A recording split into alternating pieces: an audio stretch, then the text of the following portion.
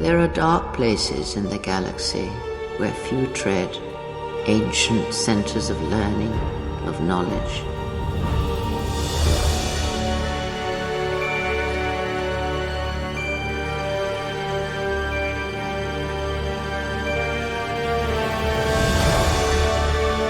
But I did not walk alone.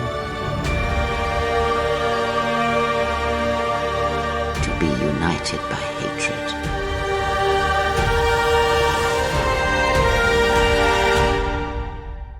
Is a fragile alliance at best. But my will was not law. There were disagreements, ambition, and hunger for power. There are techniques within the Force against which there is no defense. I was cast down, stripped of my power, exiled. I suffered indignities.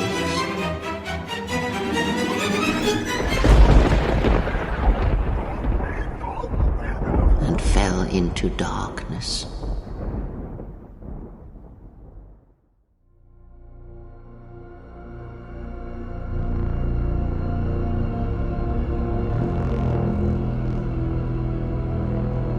I sense you, my master. Faint, weak.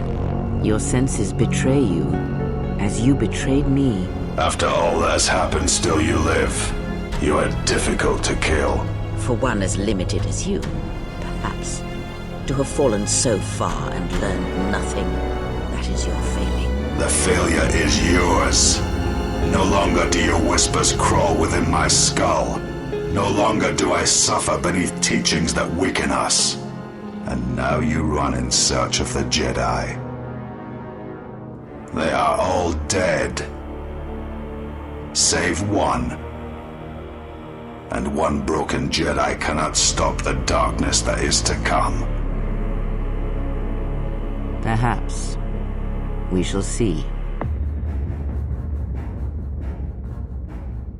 I came to warn you, Jedi. You know not what path you walk. You do not know her as I do. You have not survived her teachings as I have, and you have not bested her in battle as I have. You are nothing. Yet still she walks with you, is willing to sacrifice herself for you. I have studied you. I know the paths you walked in exile. I know your teacher. I know the fires that raged upon the Duxon Moon while the Republic died around you. You know war. You know battle. And I know of Malachor. You saw the heart of war, what Malachor wrought. Yet you turned away from it. You are a wretched thing. A thing of weakness and fear. You are her apprentice in name only. I am the master.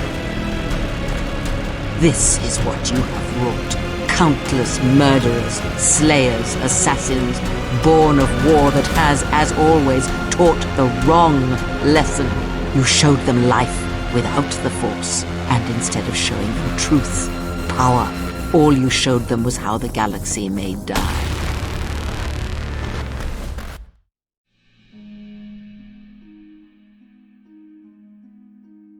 And what is it you think you have accomplished? If you seek to aid everyone that suffers in the galaxy, you will only weaken yourself and weaken them. It is the internal struggles, when fought and won on their own, that yield the strongest rewards. You stole that struggle from them, cheapened it. If you ever weakened yourself in such a way for me, I would rather suffer and die than have you demean yourself for me. That is not who you are, who you can become. I am Kreia, and I am your rescuer, as you are mine. Tell me, do you recall what happened? Your ship was attacked, and it is no more. You were the only survivor, a result of your Jedi training, no doubt. Your stance, your walk, tells me you are a Jedi. I do not want to train you to be a Jedi Knight. I want you to learn to be human. It is much like Jedi who will not give up their code. It is to surrender yourself to make yourself a slave to a teaching or belief that makes it so that belief will always rule you. How could you ever hope to know the threat you face when you have never walked in the dark places of the galaxy, faced war and death on such a scale? If you had traveled far enough, rather than waiting for the echo to reach you, perhaps you would have seen it for what it was. Because I hate the Force. I hate that it seems to have a will, that it would control us to achieve some measure of balance when countless lives are lost. But in you, I see the potential to see the Force die, to turn away from its will, and that is what pleases me. You are beautiful to me, Exile. A dead spot in the Force, an emptiness in which its will might be denied. There is no truth in the Force, but there is truth in you, Exile, and that is why I chose you. I would have killed the galaxy to preserve you. I would have let the galaxy die. And that is what I sought to understand, how one could turn away from such power, give up the Force, and still live. But I see what happened now.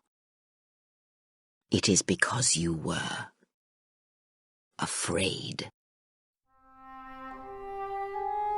Kreia, a figure perhaps more philosophy than human, is known by many names. Obviously there's Kreia, Darth Traya, the Lord of Betrayal, and even possibly Jedi Master Arren Kae. But let's back it up a bit. Hi, the name's Swifty, probably, as you no doubt know since you're the one who clicked on the fucking video. Welcome to the channel, boys. Now, today I'm going to be debuting a new series on this channel where I look at characters from all across fiction, from the noblest of heroes to the most terrible villains. And we've got one hell of a character to start it off with. This is Kreia from Kotor 2. Enjoy. Now, before we go anywhere with Kreia, we must start obviously from the beginning, which with a character as shrouded in mystery as Kreia is, it's gonna be difficult. Now, there are two main assumptions when it comes to Kreia's identity. Either she was once the Jedi Master Arren Kae, or she wasn't. However, this video will operate under the assumption that she indeed was Arren Kae because it makes my job a whole lot easier, and I think it complements the rest of her story really nicely. So, without further ado, here we go. Arren Kae was a Jedi Master of, the Jedi Order. Shocker, I know. More specifically, Kae was a teacher, mentoring young Force sensitives and instilling within them the beliefs of the Order. However,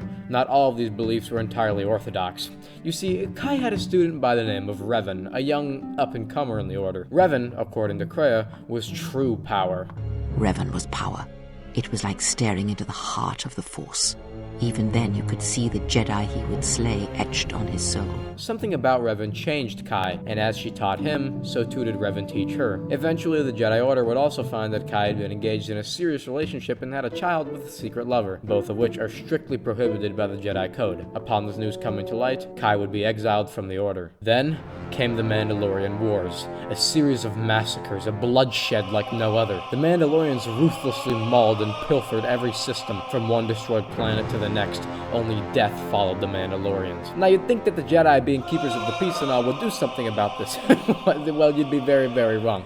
You see, the Jedi are fucking dumb. Instead of acting quickly to, reduce deaths and put an end to the conflict, the wisdom of the Council was to, just sort of sit back and watch as hell unfolded upon the galaxy. Just take a breather. However, two Jedi Knights in particular were unhappy with this and rushed to change that. Enter Revan and Alec, two Jedi Knights. Together they formed the Revanchists, a group of Jedi unhappy with the Council who were truly devoted to the people, a group that would take the fight to the Mandalorian Neo-Crusaders. After her exile, though the Jedi abandoned her, Revan would welcome Kae with open arms. Together, the Revanchists, including both Meetra Surik, whom I'll get into later, and Arren Kae, pushed back the Mandalorian Crusaders, giving them the war of a lifetime. Ultimately, though, through thick and thin, it all culminated on the planet Malachor 5. Here it is the Jedi Knight Revan who battled Mandalore the Ultimate, slayed him, and claimed his own sort of victory.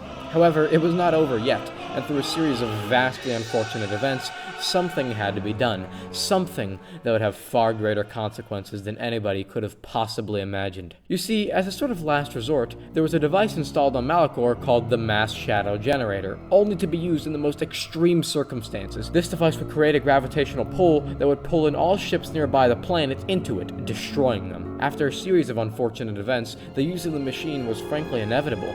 Meetra Surik, Jedi Knight, would be the one to ultimately pull the trigger, and that one decision, that one choice would haunt the galaxy forever. The generator, far more powerful than ever imagined, killed not only all ships in orbit, but everyone on the planet and even the planet itself, pulling it apart into shreds and cracking it from the north to the south, draining it of all life, and thus was the end of the war. Not a glorious climax, just a bloody, vicious end that would conclude the lives of many, Jedi and Mandalorian alike. While Mitra Surik would survive the ordeal, she would have to cut herself off from the Force, if only to make the screaming stop.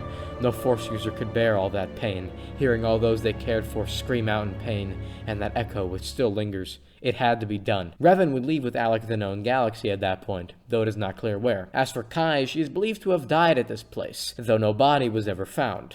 On the contrary, though, we know better. Though it is not known exactly what happened, in the years after the Mandalorian Wars and Revan and Alec's disappearance, they would return, seemingly out of nowhere with a new Sith Empire, having seemingly unlimited resources. And thus, the Jedi Civil War began, the events of KOTOR 1. Kreia would have this to say of Revan's return and his turning to the dark side. Revan's choices were always his own. It was not teaching or circumstance or example, it was him.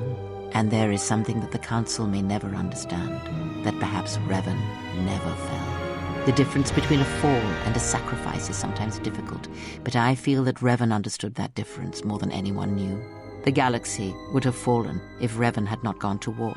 Perhaps he became the Dark Lord out of necessity, to prevent a greater evil. As she said, it is believed that Revan saw something terrible in the unknown parts of the galaxy, something far more terrible than the Sith, and became a Sith Lord out of necessity, to unite the galaxy against this common threat. Now some of you may be screaming at your monitor, "It was this shit, you dumb fuck," and no, okay? In this house, we do not talk or even think about that bullshit MMO and what it did to Revan. Brainwashed? What the fuck, BioWare? And he get killed by what? Bounty hunters? Who makes this shit? Anyways, back to the video. After Malik's betrayal, Revan would be brainwashed by the Jedi Council, and thus came the events of KOTOR 1, where, of course, Revan Reborn tracks down the Starforge and kills Malik himself, ridding the galaxy of the Sith. Or so he thought. In the shadows, darkness grew, like silence upon the night, like dew upon the grass. The dark side reveled in the shadows, waiting to strike. This darkness would come to be known as the Sith Triumvirate, the Sith Lords Sion, Nihilus, and Traya. Sith Lord Sion, the Lord of Pain, and Nihilus, the Lord of Hunger, were both wounds in the Force, a hole that could not be filled. These wounds were born of what happened at Malachor. The sheer magnitude of that event wounded the Force itself, and these were its offspring. Nigh invincible, these two held power so great, only one Jedi could stop them. But let's not get ahead of ourselves. We're missing one member of this triumvirate here, Kreia, or at this time, Darth Traya, the Lord of Betrayal. Having seen that the Jedi Code on its own was not a sufficient view of the Force, Kreia would become a Dark Lord. However, she would become much a puppet of the dark side as she was a puppet of the light, or so she would come to say. Together, this triumvirate, terrifying in power, would conduct a galaxy-wide Jedi purge, wiping every Jedi, known and unknown, from the face of the galaxy. However, hatred is a fragile alliance at best, and as fast as the galaxy crumbled at her feet, so too did Traya crumble. Betrayed by her so-called allies, those who know no allegiance or purpose beyond blind hatred and hunger for power, Traya was cast down, exiled, stripped of her power, and cast into darkness. At this point, what we know of Kreia's actions are limited, but there is one thing. In order to truly understand Kreia, we must see the contrast. In order to analyze what Kreia stands for and why she does what she does, we must also understand the Jedi exile, Mitra Surik. As Kreia was an exile of the Sith, so too was Mitra an exile of the Jedi. As we've discussed earlier, this Mitra Surik went with Revan to fight in the Mandalorian Wars, and as we've discussed, she is the one who ultimately activated the Mass Shadow Generator, an event so grand in scale it wounded the Force itself. It created a hole, a hunger that cannot be filled. In order to just simply survive, Mitra had to disconnect herself from the Force so utterly that she would become perceived as a dead spot in the Force, as Kreia would come to say. You are beautiful to me, Exile. A dead spot in the Force, an emptiness in which its will might be denied. Shortly after, she would be exiled, removed from the Order because the exile was the antithesis of everything the Jedi stood for, and that is why Kreia loved her. After her exile, Mitra would roam the galaxy, a Jedi without the Force, a Jedi no longer, a roaming dead spot in the Force, who would miraculously avoid the sweeping death that was the Triumvirate. Until he came. Scion, Lord of Pain, Master of the Dark Side. At this point, Kreia is exiled and now calls herself as such. Kreia, aboard a Republic ship, the Harbinger. The Exile was aboard for some fucking reason. I mean, honestly, I don't know. The beginning to KOTOR 2 was kind of confusing, but presumably the Exile is aboard a Republic ship called the Harbinger. At this time, a galaxy-wide bounty for any remaining Jedi is in effect. An HK-50 droid, after finding out about Sirik, places a distress call which the Harbinger then falls right into, a trap. Nearby, the Ebon Hawk floats, with Kreia aboard. After a very confusing turn of events, the Sith Lord Scion tracks down the Exile, murders everybody on the Harbinger, and the Exile just barely escapes with her life with the help of Kreia. After this ordeal, the Exile and Kreia are brought to the nearby mining planet of Paragus by T3M4. This is the beginning of KOTOR 2. Eventually, of course, you escape Scion's grasp. For now. Throughout the game, the Exile gathers the remaining members of the Jedi Council, who initially cast her out in order to formulate a plan to defeat these Sith who still pursue them. However, these Sith are not like the rest. Unlike the forces of Malak in KOTOR 1, these Sith hide in the shadows, waiting for the right time to strike. These Sith are of course the remaining members of the Triumvirate, Nihilus and Scion. And Kreia. Kinda. You see, throughout the events of KOTOR 2, Kreia is by the side of the Exile. She teaches the Exile a great many things throughout her journey. It's within this time frame that we get some of the greatest dialogue and amazing world building in any Star Wars property really ever. You see, Kreia is truly unlike any other Star Wars character, and her views and perspectives are beyond unique. Kreia, and by extension KOTOR 2, are essentially everything that The Last Jedi wanted to be. The Last Jedi tried to be some deconstructivist bullshit by going, losers, remember that character you guys loved? Yeah, he's a boring, murderous asshole now. Why? Who knows?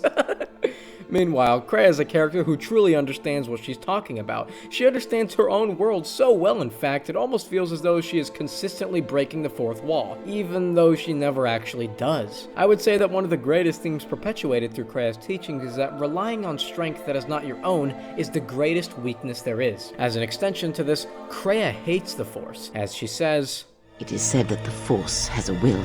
It has a destiny for us all. I wield it, but it uses us all, and that is abhorrent to me, because I hate the Force. I hate that it seems to have a will, that it would control us to achieve some measure of balance when countless lives are lost. But in you, I see the potential to see the Force die, to turn away from its will, and that is what pleases me. You are beautiful to me, Exile.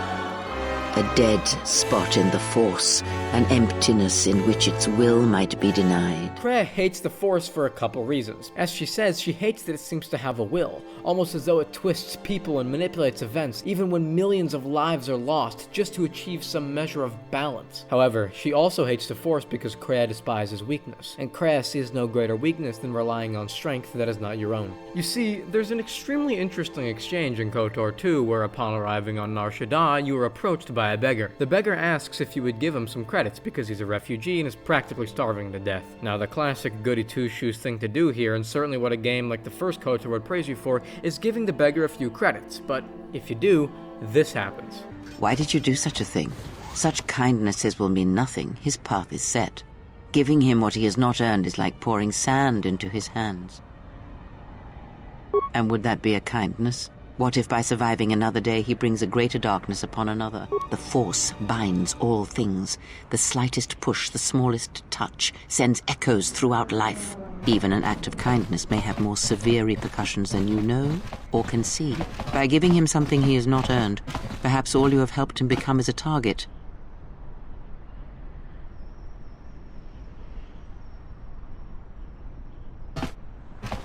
Seeing another elevated often brings the eyes of others who suffer. And perhaps in the end, all you have wrought is more pain. And that is my lesson to you. Be careful of charity and kindness, lest you do more harm with open hands than with a clenched fist. You see, it's not that Kreia is some cold-hearted bitch. I mean, she is, but that's not the point. Kreia hates her decision not because she's some dumbass Dr. Evil villain, but because by giving this man what he has not earned, by giving this man strength and power that he has not achieved himself, you are essentially robbing him of the opportunity to do so himself, and become a stronger man from it. As we see, our act of kindness brings him nothing but more pain, as quickly as he was given a gift, so too is it taken away. Kreia doesn't just want people to suffer, she wants wants them to grow from that suffering, to become stronger and greater from it. On the other hand, she also scolds you if you treat the man with anger, having this to say. Forgive me, stranger, please. I beg you, do not kill me. Why did you do such a thing? Giving in to your feelings over such a small matter. They would be better served elsewhere. And what would you rather do?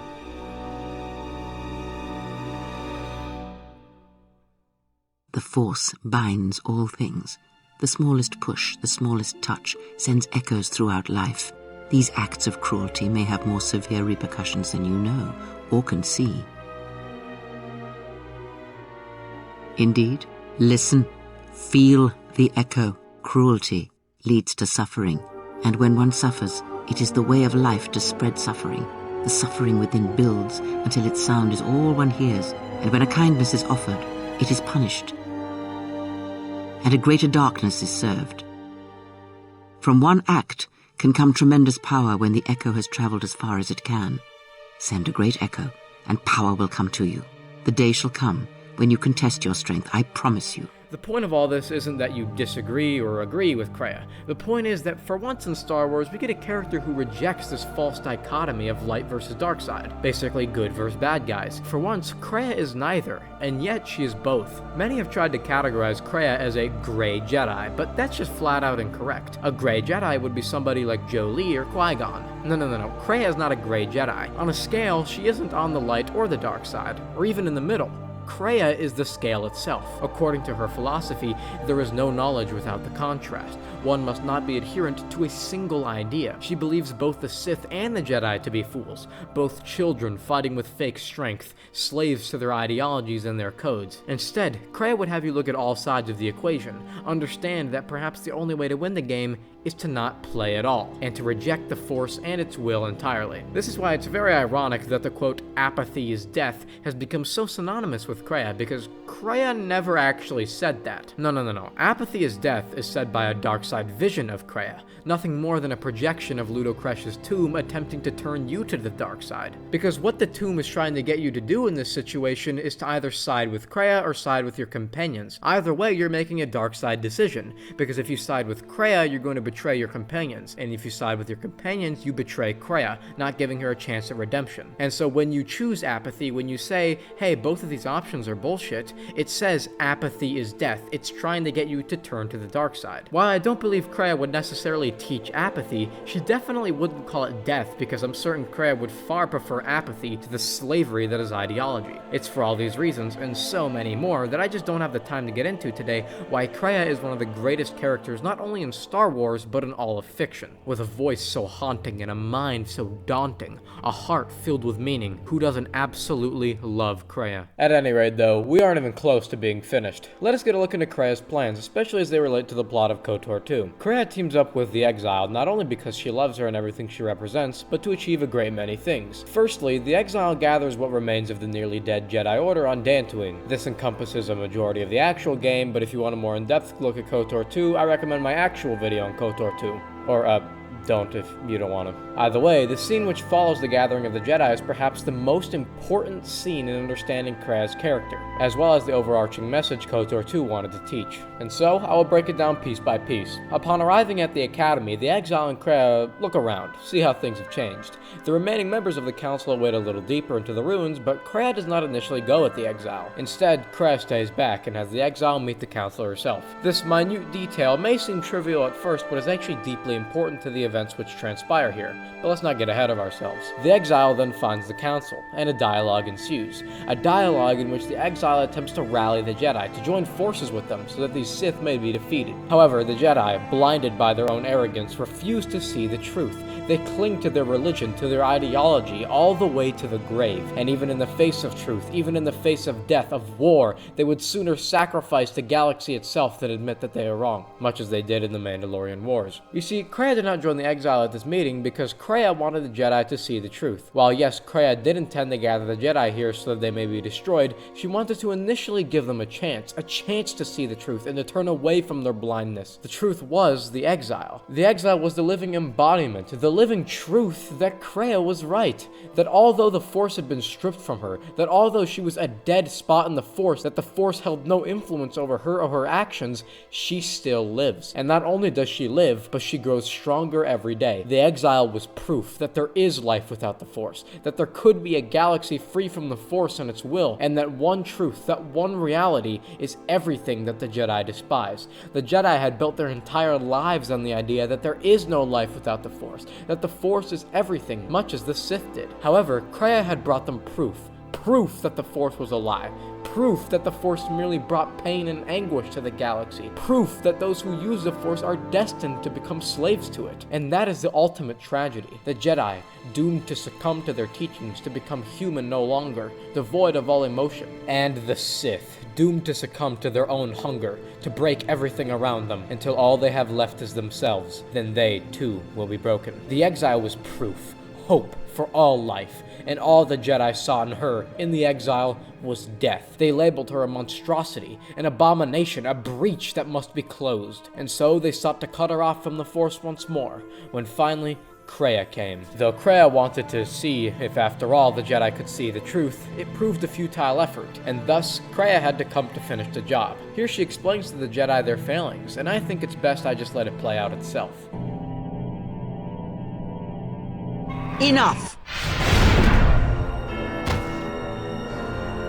Step away from her. What? Step away! She has brought truth, and you condemn it. The arrogance. You will not harm her. You will not harm her ever again. I thought you had died in the Mandalorian Wars. Die? No. Became stronger. Yes. Is this your new master, Exile? If so, then you follow Revan's path. Her teachings will cause you to fall as surely as he did. She is difficult to see. She's like a shadow of the Exile. We sought to lure the Sith out, and now they have come to us. How could you ever hope to know the threat you face when you have never walked in the dark places of the galaxy, faced war and death on such a scale? If you had traveled far enough, rather than waiting for the echo to reach you, perhaps you would have seen it for what it was. Did you not hear its call on Dantooine Vrook, on its scarred surface, and in the minds of the settlers? I have endured your corruption of my other students. You shall not have this one. And you, Kavar, so close to the call of Daxan, tell me, did you not feel what poured from the moon, what had taken place there?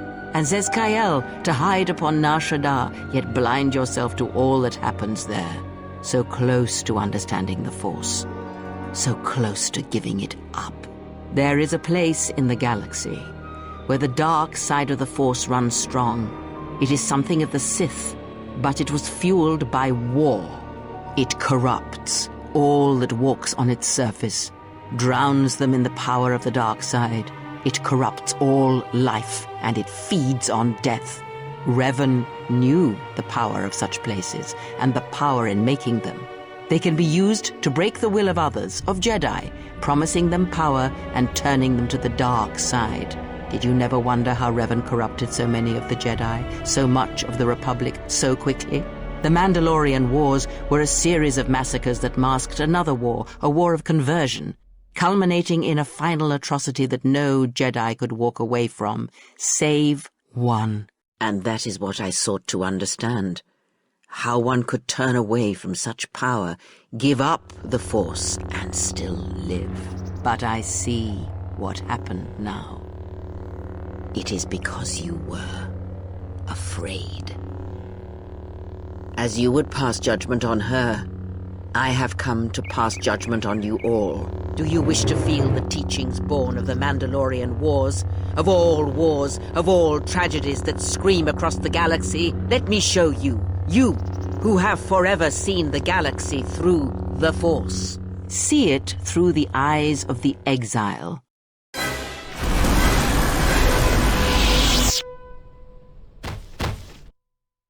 You see, Kreia didn't kill the Council. Though it may look as though she just fucked them to hell, she didn't actually murder them. She didn't use some force power to choke them or kill them with lightning. She did something very specific, something which further proves that Kreia was right. If one of the bodies of the council members is inspected post-mortem, it is described as worse than lifeless. The bodies are an absence in the Force. As she said, Kreia didn't kill them. She merely opened their minds to the galaxy as it was, as the Exile sees it. She showed them the galaxy without the Force, what it looks like, what it feels like. She showed them the truth. And instead of embracing that truth, instead of overcoming that hardship, instead of adapting and finding the strength from within themselves to continue, the weak fools chose death. They quite literally chose to die rather than to live in a galaxy without the Force. And so they lie there, worse than dead, forgotten. After the destruction of the Jedi, only the Sith remained. Kreia would not accompany the Exile, however. She had other matters to attend to. As the Exile fought the likes of Darth Nihilus upon his ship the Ravager, Kreia would fight another battle, a battle of belief. She would track down the Jedi Atris, the one who was mainly responsible for the Jedi's exile. Here, she had built herself an academy of sorts, with disciples who could not feel the Force, who could not feel what she had become. Corrupted by arrogance, Atris had become the Sith that she herself would have given anything to destroy. As the Exile defeated the Sith, one by one, only two remained, Sion and Kreia. The Exile met the last members of the Triumvirate upon the dead world which started it all, Malachor 5, now twisted and dark. It is here the Exile broke the will of Sion, convincing him that his reliance on the Force was not a strength, but slavery. And with this truth, Sion could finally rest. He could finally sleep. As lightning fell upon the landscape of Malachor, this was it. The Great Meeting. Here is where the Exile and Kreia met, not only for the last time, but in many ways for the first time. Kreia had revealed her plot. Everything they had been through was Kreia's design, her plan. She had used her to gather all those who practiced the Force, the Jedi and the Sith, so that they may be destroyed. And now here, at the end of all things, Kreia would use the Exile to destroy the Force itself, to expand that wound, that hole, until the Force itself was consumed. However, the truth had always been there. The Exile was power, she was strength. She turned away from the Force, and Kreia loved her for that. More than anything. Kreia did not what she did out of hatred for the Exile or for anyone else for that matter. She simply hates the Force, that it seems to have a will, and although Kreia loved the Exile, she would watch her break and die if it meant the end of the Force. A glorious battle ensued, one which left the Exile victorious. As Kreia says, she is stronger than any she has ever trained, perhaps even stronger than Revan himself. And like Revan, her choices were her own. This is why, despite the fact that Kreia described Revan as the heart of the Force, she held much respect for him. Because despite it all, Revan never enslaved himself upon some teaching or code. Revan always did what he believed was best. This is much like the Exile, who perhaps more than anyone else disconnected from the will of the Force, and thus could forge her own destiny. Upon this last meeting, from one Exile to another, Kreia would show the Exile the future of her companions, of the galaxy, and of her own fate. It was the destiny of the Exile to find Revan. Somewhere in the unknown regions of the galaxy, Revan went to fight a great evil, one like the galaxy had never seen. She would find him, and join him, to do battle at the end of all things, and to live or to die. You may take one of the ships that orbit Malachor and depart this place, or you may remain here on Malachor and wait for the others, those touched by the Force, who will come in time. Or you may return to your exile, where your presence will no longer affect the actions of others. There is no dishonor in any of these choices.